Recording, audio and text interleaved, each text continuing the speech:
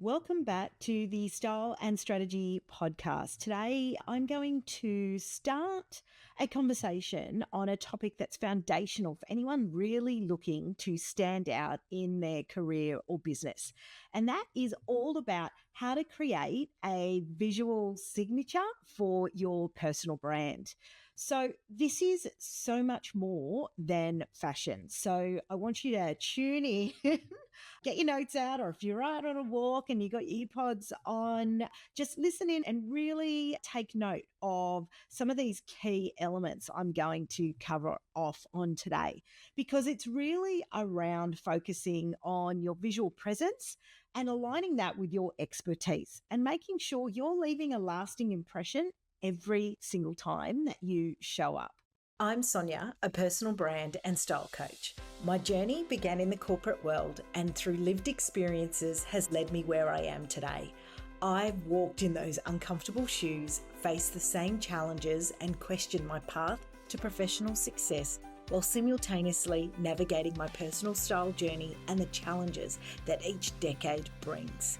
I wholeheartedly believe in the fusion of personal brand and style strategy. My mission here is to provide you with practical, actionable strategies and lived experiences to help you unlock your next level of success through the power of personal brand and style. Let's get started. So let's start by defining, what is a visual signature, right? So I want you to think about it as something that is consistent. There's some recognizable, perhaps, elements of the way that your style communicates who you are, even before you say a word, right? It's the way people remember you. Or it could be a, specific color palette, or it could be a particular style of clothing. It's just like your brand, your visual signature should actually be quite intentional. And this is certainly not about blending in. It's about standing out your way in a way that's natural and really reflective of your core values. So, as a bit of an example, I want you to think about public figures that we've seen that really do this well, right? So I'm going to name some names and give you a second to just think about what pops up in your mind instantly. So for those of you, well, I think anyone would know if I say the word Steve Jobs, what do you think of instantly? Yes, you think of Apple, but what else do you think of? Most people will say the black skivvy and the denim jeans, right? He was absolutely synonymous for that. For those of you who follow a little bit of fashion, Vogue editor Anna Wintour, right? Her bob haircut, her choker necklace, and those, large round sunnies, again, synonymous for who she is. So really those elements became part of their personal brand and really communicated something about their personality and leadership style. So I know you're probably thinking at the moment, well, hang on, I've never thought of it that way. Yeah, maybe it does show their personality, but how does it actually show their leadership style? So I'm going to get into that a little bit more. So the next sort of stage to really think about here is, why does visual choices even matter, right? Isn't it just about comfort, style, and if you've listened to some of my episodes before, you would know that, yes, all of those other elements play a role, but your visual choices matter because they shape perception, whether we like it or not, or we believe that, the world's moved on from that. It's still there regardless. And it's not about dressing for someone else. It's actually crafting a brand and a visual perception that resonates you and who you are. For those that know me, I like to be able to, validate sort of things that I have gone and researched and found. And I have talked in previous episodes as well around that, people will form an opinion about you within 7 seconds of really meeting you. So that's a lot of pressure, right?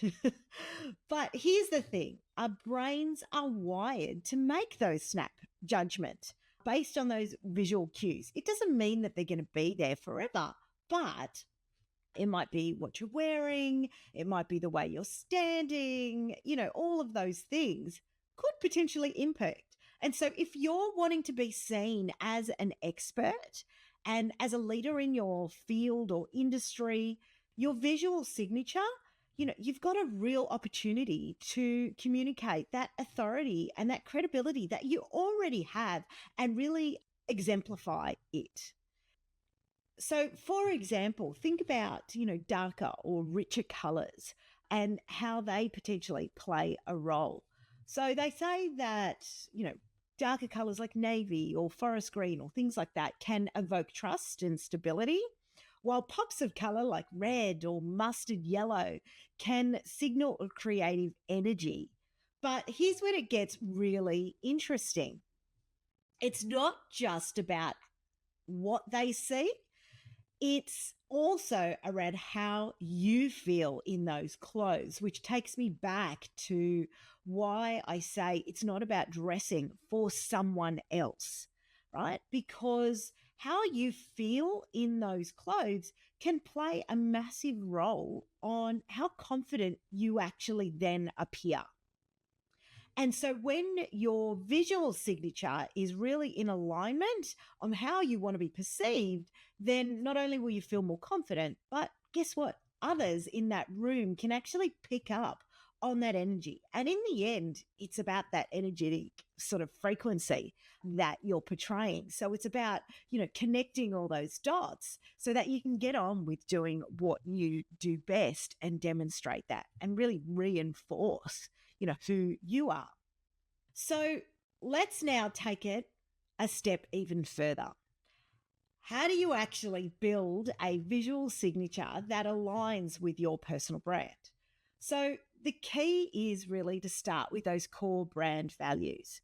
So if, for example, one of your values is, empathetic leadership or things like that, you might want to look at, well, how do I balance a little bit of structure and a little bit of flow into your outfits? Because the structure will give you that. And when I say structure, I'm referring to things that are potentially more fitted or tailored in their appeal versus and balancing that with, maybe more flowy dresses, that type of thing. Because by doing that, you're actually going to show a balance of that empathetic side versus the leadership structure, what is kind of traditionally known.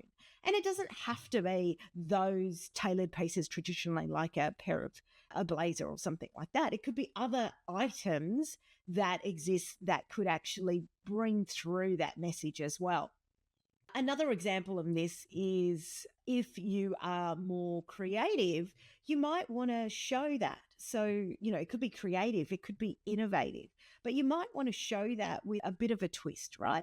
So, it might be a couple of accessories of some type, like a bit bolder than you would normally, or maybe some interesting textures that you're starting to play with, right?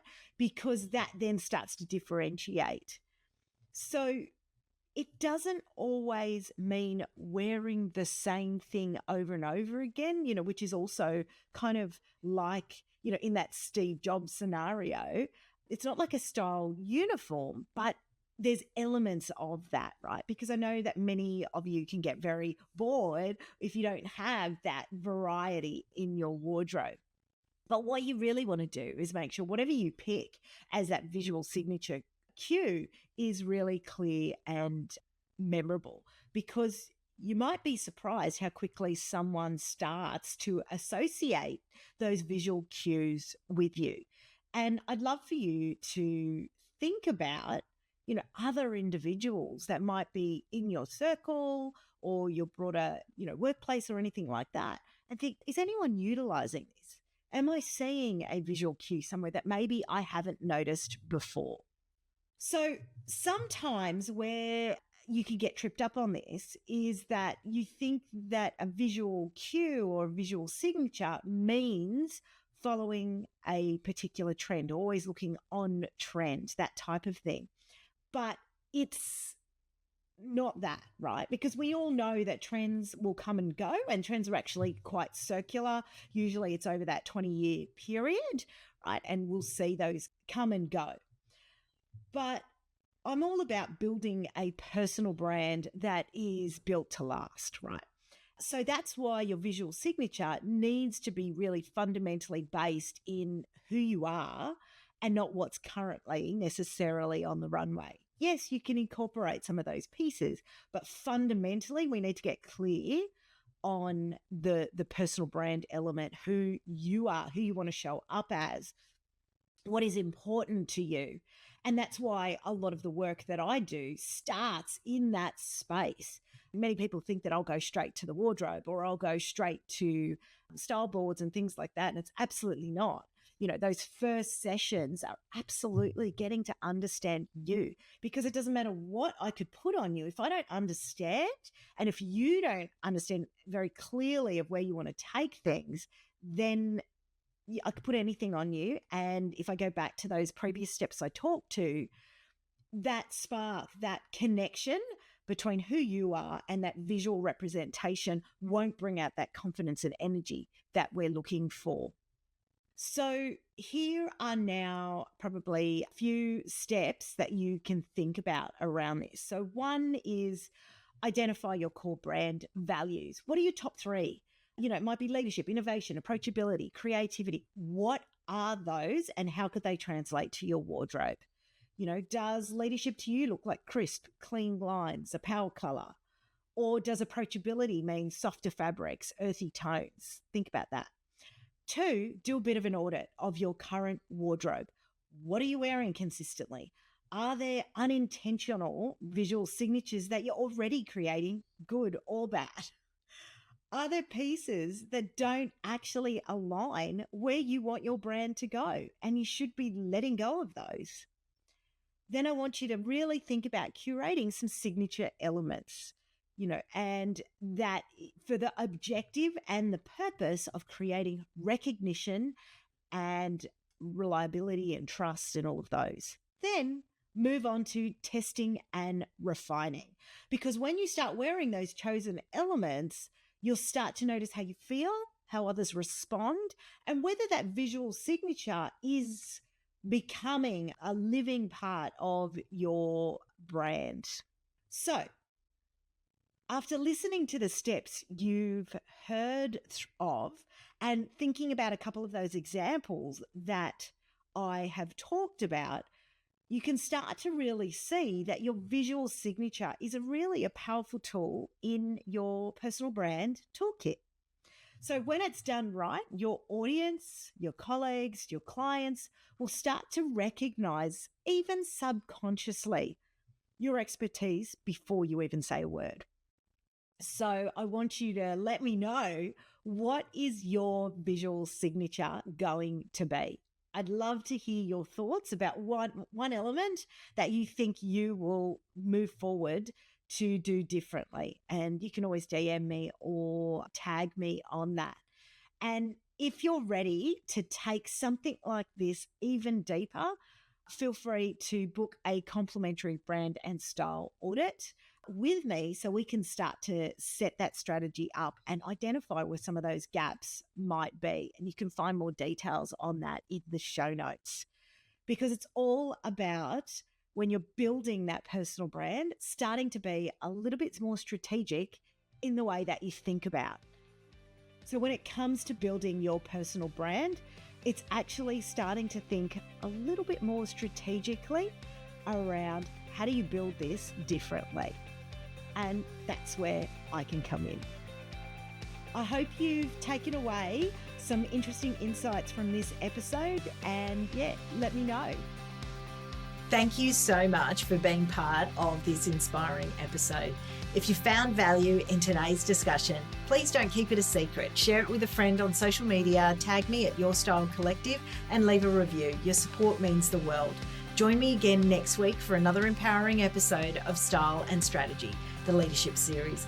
Thanks so much for tuning in. And remember, you're already taking that first step towards your transformation journey. See you next time.